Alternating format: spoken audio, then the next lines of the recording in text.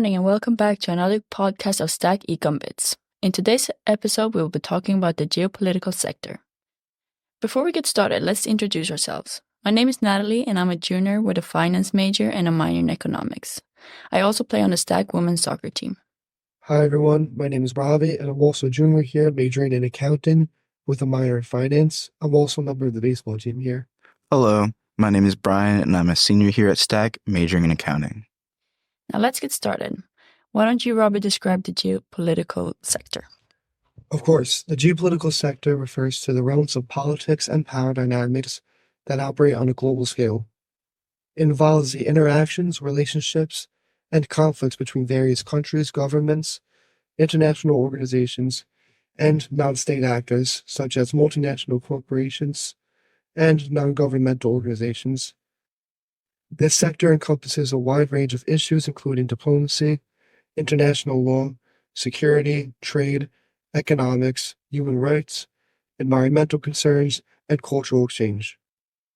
Key players in the international geopolitical arena include superpowers like the United States, China, Russia, and the European Union, as well as regional powers and emerging economies.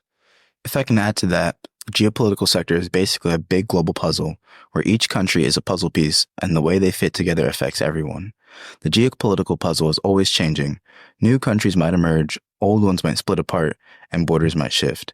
Leaders change, economies grow or shrink, and new technologies can alter the balance of power. This means that the relationships between countries are always evolving, and what worked yesterday might not work tomorrow. Natalie, why don't you tell our listeners why they should care about this? Thank you, guys, and of course, it's important to keep track of the different happenings in the geopolitical sector. Events such as trade disputes, sanctions, and currency fluctuations can directly impact the economy of a country, affecting prices of goods and services, job availability, and overall prosperity. For example, international trade agreements or tariffs can affect the cost of important goods and the availability of certain products. International conflicts, terrorism, or overall tension in a sector can affect our personal security and safety. I find it important to know what's going on in the world and understand that a war in the Middle East can affect us here in the US. We need to understand that everything in the world ties together. I'd also like to add to that the geopolitical sector is very tied into a country's performance. International trade laws and bans on trade can have a huge effect on a country's economy. An example of this was seen with America's bans on trade with major oil-producing countries. Furthermore, this affects the purchasing power of the dollar, making the dollar less of an international powerhouse. A change in the geopolitical sector can change foreign investments, sending companies bankrupt, or even whole nations into chaos. And I think this also ties into what Natalie just mentioned about the more personal effects. Thank you, Robert, for adding a bigger picture. Bryan, could you tell us who oversees or regulates this sector? Sure. The Fed can affect the geopolitical sector by increasing or decreasing movements in interest rates for different global markets. If the Fed chose to increase interest rates, this could cause people to move their investments from countries with a lower interest rate to the United States. As a result, this decision can cause currency fluctuations in foreign countries and affect their financial markets. The Fed can also have an impact on their international sectors with different policies. Policies put forth that are more favorable towards investors or traders can cause the global stock market to take an upward turn. Examples of policies that would cause this can be the lowering of interest rates, increases in government spending, and the purchasing of assets by the central bank. That's actually very interesting. Note that the Fed isn't the only institution that has an effect on this sector. Other institutions are Treasury departments and Defense departments. The Treasury departments of various countries play a crucial role in managing government finances, fiscal policies, and international economic relations. They oversee issues such as government debt, taxation, budgeting, and financial regulation, which can affect global economic stability. Defense departments or ministries are responsible for national defense policies, military operations, and security strategies. Geopolitical tensions, conflicts, and security threats are often managed and addressed through the defense institutions, with connection to international peace and stability. Robbie, would you mind telling us and our listeners how we measure this sector? Of course not.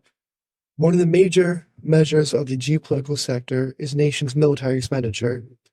A higher military expenditure typically means the nation is more focused on keeping its country safe from opposing countries rather than making relationships geopolitically. Another measure of this sector is the amount of allies and treaties a nation has. More allies and more treaties typically means goods and services are flowing more freely amongst nations, and the major indicators for this are trade volume and foreign direct investment. Thank you, Robbie. Another way to measure this sector is the Geopolitical Risk Index.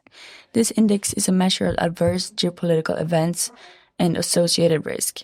Higher geopolitical risk foreshadows lower investment and employment and is associated with higher disaster probability and larger downside risks. Does anyone have anything to add? Actually, I would like to talk about something I read the other day. In recent geopolitical news, China is seen to be facing a significant banking crisis, which has been associated with their real estate sector. Mortgage and business loans reached an all-time high of 8.5 million last year, all the way up from 5.7 million in 2020. With China being a main player in the global supply chain, this could have very damaging effects on businesses worldwide.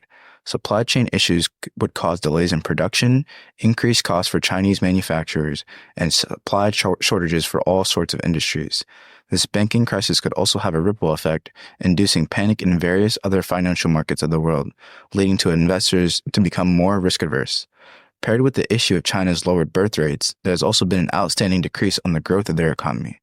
For many years, China's economy has grown by 8% at least every year, yet last year the economy only managed to grow by 5.4%, and that number is only projected to decrease dramatically down to 3.5% by 2028, according to the International Monetary Fund. It will be important to continue to monitor the situation as it progresses, but for now it is safe to say that the current state of affairs are very alarming for global economic stability. Thank you, Bryan, for the news. If no one else wishes to add anything, I wanted to thank everyone for listening to our podcast, and we'll see you soon again. Bye. Bye.